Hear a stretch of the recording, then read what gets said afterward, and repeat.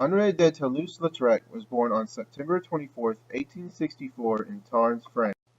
He was the first-born child of Count Alphonse and Countess Adelaide de Toulouse-Lautrec. They were an aristocratic family descended from the Counts of Toulouse, whose kingdom once occupied what is now southwest France. His family had begun to suffer the side effects from generations of inbreeding. His parents were even first cousins. This caused them to suffer from congenital health conditions, to which he was no exception.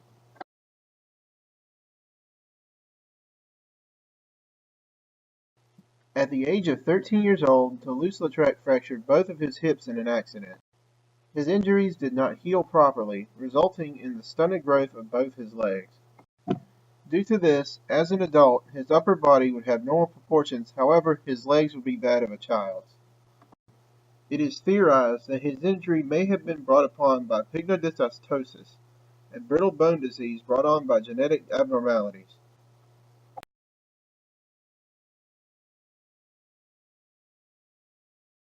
After his injury, Toulouse-Lautrec was no longer able to participate in physically demanding activities. It was at this time that he began to immerse himself in the arts, primarily through sketching. His first teacher was René Princetal, a deaf-mute that was a close friend of his family. Toulouse-Lautrec's subject of choice was the horse, an interest likely drawn from the works of his teacher, and one he would maintain throughout his career.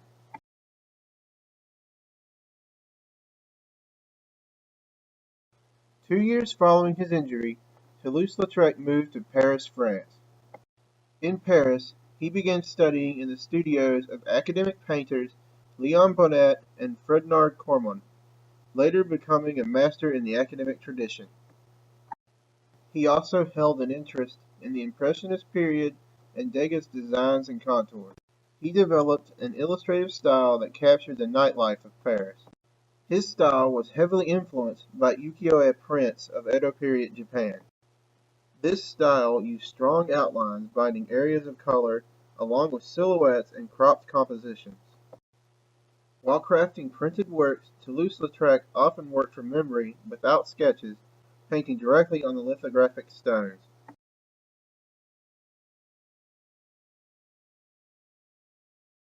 Toulouse-Lautrec was commissioned by the Moulin Rouge to produce a series of posters. He was often commissioned to advertise performers such as Jane of Riel and Louise Weber. One of his favorite stars was Yvette Gilbert, the subject of his poster Divan Japonaise.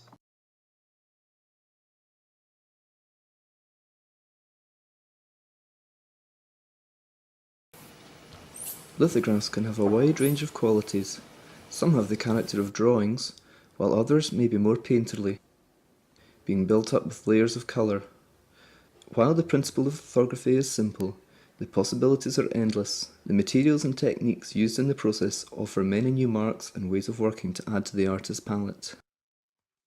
In stone lithography, the blocks of fine-grained lithographic limestone are prepared by graining two stones together with different grades of carborundum grit. Grinding removes the top surface of the stone, removing the previous image, and prepares a fresh clean surface ready for a new image. Care must be taken during stone graining to ensure that the stone's surface is flat and level. The image is usually drawn directly onto the stone's surface using a special kind of waxy ink known as touche. The touche comes in crayon and liquid form, so a wide range of marks can be made.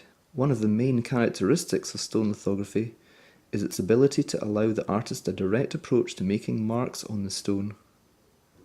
This directness allows the artist to treat drawing on the stone in the same way as drawing directly on paper, with the flexibility to lighten and remove marks by scraping, and then add further marks with ink. The liquid touche can be diluted to create painterly effects similar to watercolour. When applied wet, it can create wonderful textures known as reticulations. There are a number of other approaches to making images on the stone. In this case, the stone has been covered with ink. Then, grit is used to rub the ink off to create light areas on a dark background. Once the image is completed, the stone is processed so that it can be printed. A coating of talc is applied to the drawing, followed by a coating of gum arabic. The gum arabic coats all the areas of the stone which are not already covered with ink, sealing the stone with a thin coating. Once the gum arabic coating has been left to dry, the ink is washed away with solvent and replaced with an oilier printing ink. The stone is then sponged with water, which lifts the oily ink from the white areas of the drawing. The stone is kept damp with a sponge, while it is inked up with stiff oil-based printing ink. Throughout the inking process, the water acts as a barrier. It is through this opposition of oil and water that lithography works. At this point, further changes can be made to the drawing, either removing ink by scraping or using mixtures of gum and acid to lighten or remove marks. Before printing, a further coating of gum arabic mixed with acid is applied and allowed to dry while preparations are made for printing. Special stiff oil-based printing ink is mixed to the desired colour and then stiffened with the addition of magnesium carbonate powder. The ink is spread on the glass slab and rolled out with the printing roller to a thin, even thickness. Then, the black ink is washed off, replaced with colour ink, before sponging with water, and the stone is inked while the stone is kept dampened with water and a sponge. This cycle of sponging and inking is repeated several times to allow the ink to build up gradually on the image, ensuring that all the tone and subtlety of the image is retained. Once fully inked, the paper is placed on the stone and run through the press under high pressure to transfer the ink to the paper. The next print is then taken by repeating this cycle of sponging and rolling up the stone with ink several times for each print.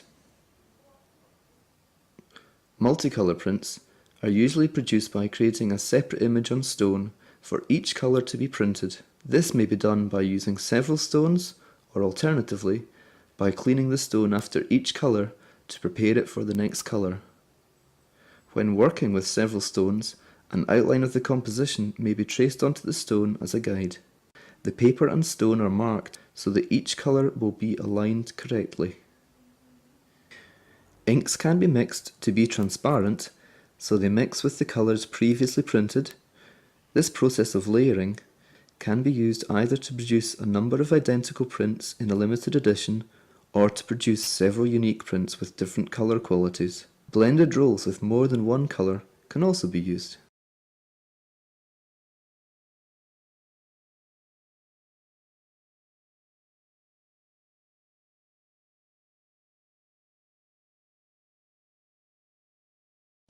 Toulouse-Lautrec spent most of his time at brothels and nightclubs. He was an alcoholic, possibly as a form of compensation for his physical deformity. He would often move into the brothels and live there for weeks at a time. During his time there, he would paint the prostitutes at work and leisure. One of his favorite models was a prostitute referred to as Rosa LaRouge, from whom it is believed he contracted syphilis.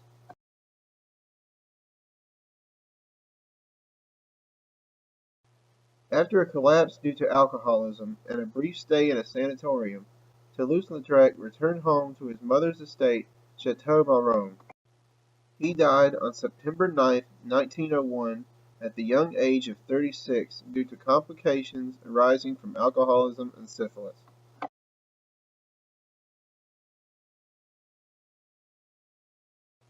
Though his life was short, Toulouse-Lautrec left his mark on the history of art. Through his career, he had produced over 700 canvases, 300 prints, 200 watercolors, and 5,000 drawings. Along with artists such as Cezanne, Van Gogh, and Gauguin, he is considered to be a key figure in the post-impressionist era.